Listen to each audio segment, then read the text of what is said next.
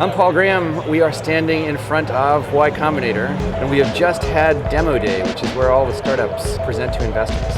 All right, so this time we have 63 startups. Y Combinator itself is a trick. It's a mathematical trick for making a recursive function without a name. The idea is funding a whole bunch of startups at once. That's the unusual thing. Doing it synchronously instead of asynchronously. Before this, everybody who ever funded startups would fund them as they came in. Guys would walk into the office with some idea and you'd say, okay, I'll fund you or not. What's unusual about this is to fund a whole bunch of startups at once. And the way we came across the idea was actually by accident.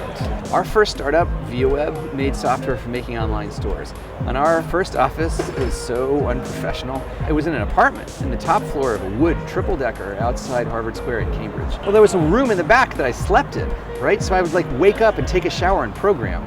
I would just come out of the shower with a towel around my waist and sit down and start programming. We sold it to Yahoo in 1998 for $50 million, and that's where the money for Y Combinator came from. We decided we were going to be angel investors.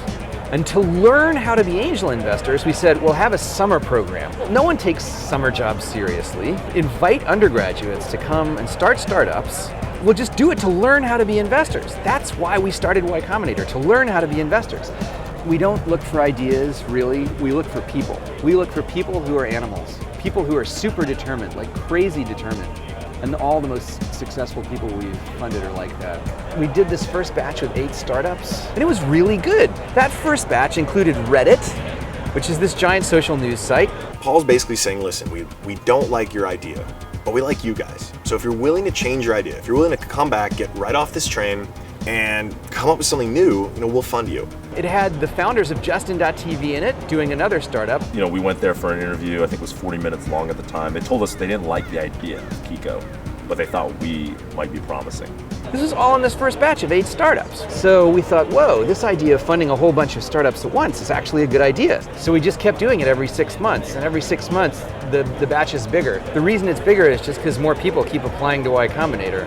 We always fund about the same percentage of them. We always fund about 3%. So the reason we have to keep getting more startups is because more people apply.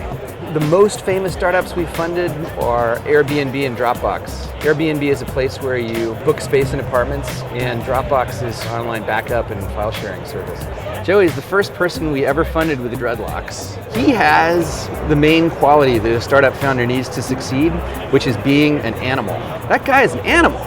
He doesn't do things halfway. We told Joey what he had to do above all was explain why he was doing one of the rare music startups that wasn't going to get killed. If it seems like an interview, you're probably not going to get in. It was more like a really exciting brainstorming session between the partners and you, and if you walk out pumped up about it, you're probably going to get in. It's more about are you cool to work with? Are you open to ideas? Do they think that what you're doing is exciting? They don't come here for the money. $20,000, that's nothing for startup investing. We give people so little money, it can't be the money. They come here for a combination of us and their colleagues, the other startups. What's your pitch? We're Urban Dictionary, Wikipedia, and Rap Lyrics had a baby.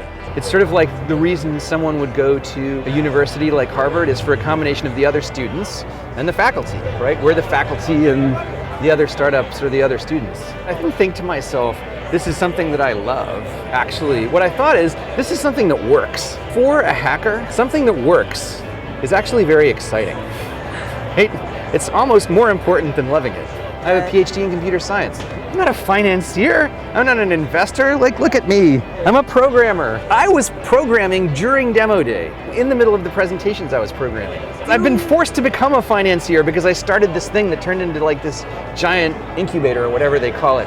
Everybody would pitch, and then they would go back in the back room in the garage and basically be on their laptops. We pitched the first day, and by the time I got to the back, I had an email from an investor in the crowd. We don't actually have plans. We just keep getting more applications every 6 months, and so we have to keep funding more startups, and we have to keep getting bigger and bigger rooms to have dinner in, and more presentations at demo day. We don't actually plan that much. We sort of just stay flexible and do stuff on the fly. I don't even use the word incubators. I don't even have a general term for them. We never needed a general term for them. There was just us. Other people call them accelerators or incubators or something like that. We don't actually have any general term for them. We don't need one. We don't refer to them. Sort of like J.R.R. Tolkien invented the fantasy novel. But J.R.R. Tolkien didn't think of himself as inventing the fantasy novel. He thought of himself as having written The Lord of the Rings. And then a bunch of other people write books about elves and stuff. And we're sort of in the same situation as Tolkien, right? Like, I could be diplomatic, but they seem like other guys writing about elves.